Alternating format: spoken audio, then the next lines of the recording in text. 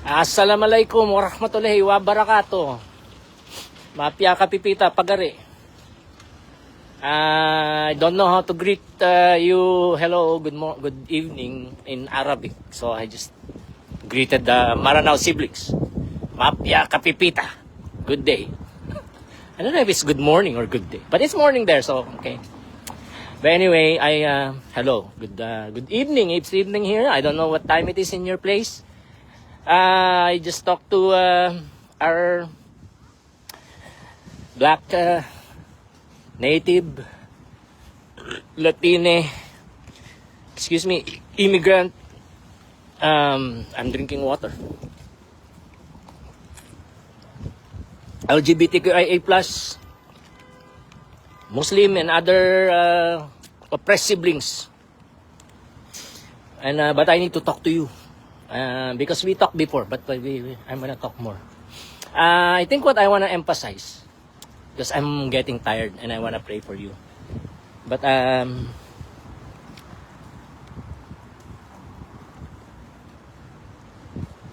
Isa is Almasi. Isa is Almasi. Okay? And that means, Almasi means anointed. Anointed one, because it's singular. So there's no other Almasi. Muhammad is not Almasi. Only Isa is Almasi. No other Nabi, no other human being is Almasi. There's only one Almasi. And the Almasi is Isa. So Netanyahu and the Jewish people who hate you and want to annihilate you, they don't believe that Isa is Almasi. They reject Isa as Almasi. That's why they are evil. Because they really don't believe in Allah. If you believe in Allah, you will believe that Isa is Almasi. Because Allah says Isa is Almasi, He spoke from heaven. When Isa Almasi was baptized by Yahya, Isa Almasi, Allah spoke from heaven and Allah said, "This is my beloved Ibn." Allah Himself said that Isa is His Ibn. And Isa is Almasi. Right? Isa is Almasi. When Allah says Isa is Ibn, He means that Isa is Almasi. He is the anointed one. The anointed to do what? Anointed is, and the anointing is Ruh al-Qudus. And according to the Injil, Gabriel is not al-Ruh al-Qudus. No. Gabriel is not Ruh al-Qudus. Because when Allah, according to the Taurat, when Allah created the universe, Al-Ruh al-Qudus was hovering over the waters. That's not Gabriel. Gabriel is a servant. And in the Injil says that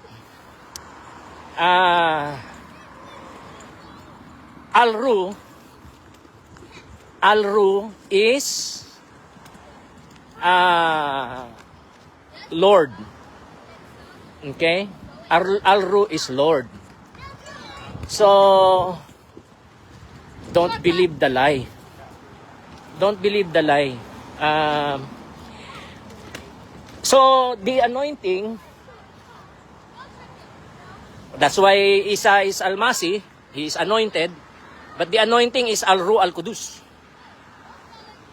He is anointed with Al-Ruh al-Qudus. Okay? I don't know if I'm... Oh, okay. So, that's why. Alright. So,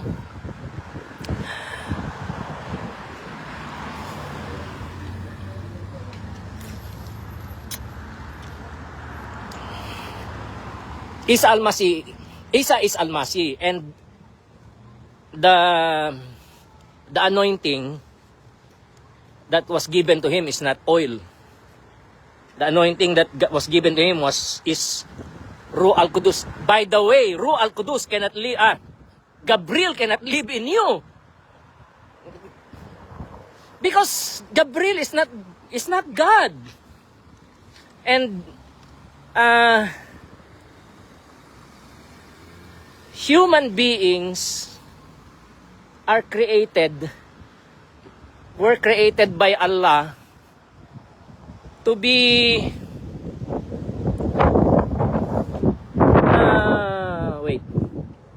human beings are created by Allah to be His temple.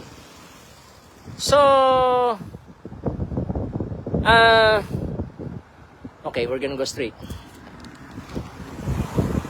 To be His temple, we are created to be His temple. So Gabriel cannot do that. Only Allah can live inside a human being. If a spirit lives in you who is not Allah, then that spirit is evil. That's a demon. So if Gabriel lives in you, it's a demon. Also, if Gabriel appears to you and tells you words, gives you messages, and then tells you that his messages are in addition to the words of Isa Al-Masih, that's a demon. That's a demon. So if Muhammad received a message from what is claimed to be Gabriel, if that is true, then that's not Gabriel. Gabriel will never do that. Gabriel is faithful to Allah. And therefore, Gabriel is faithful to Isa Al-Masih. Because Isa is Al-Masih. A true Muslim is submitted to Allah. Okay? A true Muslim is submitted to Allah. So, if you are truly submitted to Allah, meaning you are a true Muslim, then you will be submitted to the Al-Masih of Allah. Because He anointed Isa Al-Masih to be your leader, to be your prophet, to be your priest, your imam. Isa Al-Masih is your great imam. Isa Al-Masih is the Mahdi. Isa Al-Masih is Al-Mahdi. They're one. They're not two. Al-Mahdi is one and then Isa Al-Masih is one. No. Two. One. Just one. Isa Al-Masih is Al-Mahdi. So, Isa Al-Masih is our Sultan, our Rasul, our Nabi. Okay? He's everything. Isa Al-Masih is everything. So, a true Muslim is 100% submitted to Allah, and Allah has already provided Al-Masih for us. His name is Isa. We call him Isa Al-Masih. We have to submit to Isa Al-Masih. Okay? And so that's why it's impossible that Al-Masih is not Allah. Because we cannot submit to a human being only. But Isa Al-Masih is human being. But see, that's the thing. Isa Al-Masih is not just a human being. He is Allah. So, Allah is not one person. Allah is one Allah in three persons. Al-Tuhan, Al-Ibn, and Al-Ruh. So, but Al-Tuhan, Al-Ibn, and Al-Ruh are not three Allah. They are one Allah. Okay? They are one Allah.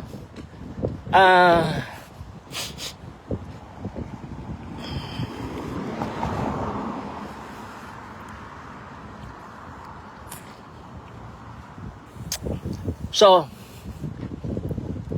okay, that should be. And Isa Al-Masih is one person with two natures. He has a divine nature and a human nature. He is 100% God and 100% human. So that's why we can submit to Him. If you submit to Isa al-Masih, you are submitting to Allah. Same with the Ruh al-Qudus. If you submit to the Ruh al-Qudus, you are submitting to Allah. So you go to my website, glemmelo.com. You click on the menu, and there is a page there. You click on the one that says, when you click on the menu, you will see choices. There is one that says, God's message to the world. I think I'm gonna change that to God's message for all humanity. Okay, I'm gonna change that. I keep forgetting to change it, but I have to change it. So if you see it, God's message to the world, or God's message to all humanity, you just click there. Okay.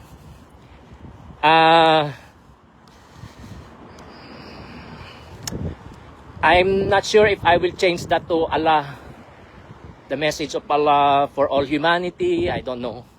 Or just use God's message for all humanity. Because, yeah, you just have to, you know that God means Allah, right? You just know that. If I write a book, yeah, it will have, it will say God. It will not say Allah in English. But I will have AI translate it in Arabic. And I hope I'm gonna use five AI tools. They're all, you know, ChatGPT, Claude, Gemini, Meta, Perplexity. Okay, so that's 5. And they are controlled by the capital W white people. But there's I also use DeepSeek. DeepSeek is good. That's China. So yeah, I just to make sure,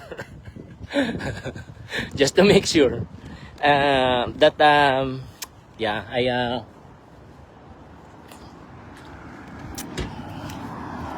yeah, and I think they will do it because, you know, it's not political.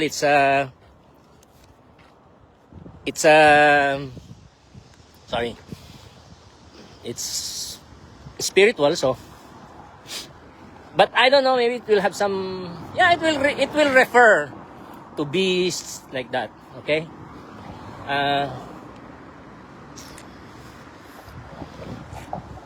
Maybe yours will not have that. But the English one, yeah, the English one will not have it. And then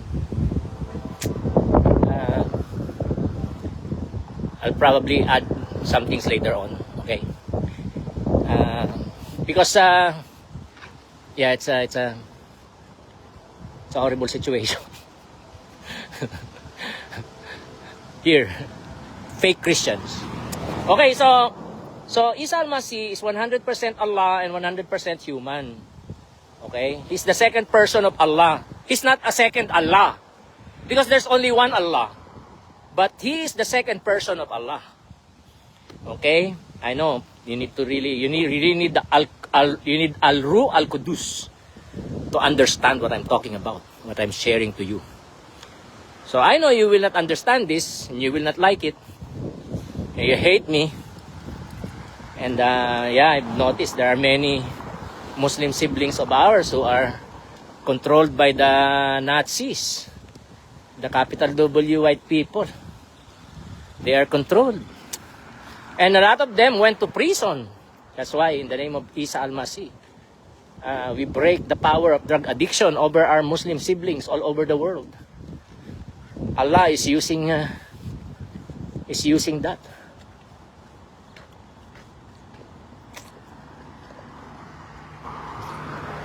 And I'm glad I said no. I said no to women. And yeah, there were a lot of traps even in Chicago. women, girls, they use them as traps. So don't. I'm really glad I never committed adultery. And never had sex with underage girl, 18 below. Never had sex with 18 under, except when we were already in our 20s. Because sorry, I'm gonna tell you this. I'm just gonna tell you, to be honest. I was de-virginized when I was I think I was already 22. I was turning 23. I was 22. Woo. Oh my goodness. I was really... But I had to come here to the US because my siblings... So I had to leave her. And my siblings needed me to come here and help them finish college. And also my mother was becoming more and more skinny, so I was seeing that she was becoming more and more skinny. I decided to come here. So there was no more communication and no more. So, and then I married, she married. I don't know which one, who married first, me or her. Very sad, very heartbreaking. But I also had to marry the one whom I married because God allows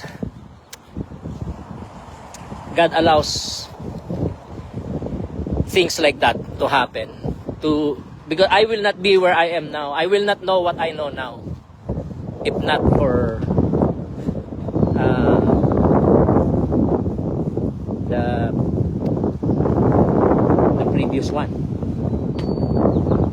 So I know it's a mystery. It's still,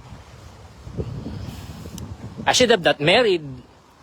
We should have not married, right? It was a big mistake. For her, it was a big mistake for me. It was a big mistake for both of us to be married. But it could have worked. We were both professing Christians. But one of us did not repent. One of us did not change. One of us did not cut ties that should have been cut. Okay? Isa Almasi said, what does it profit you? You gain the whole world, you lose your soul. What will it profit you if you have a complete body, your hands, your feet, everything is complete, but you go to hell? It is better for you to lose your hand or your foot or your eye. It's better even for you to lose your life, for as long as you go to paradise with Allah forever and ever. And yeah, very sad that many people, billions and upon billions of people, don't do that. Don't do what Allah says through Isa Almasi. So don't make that mistake. Okay, so Isa Almasi is 100% Allah and 100% human. Therefore, he was 100% holy. Muhammad is not holy. Muhammad married a girl. And 11 years old,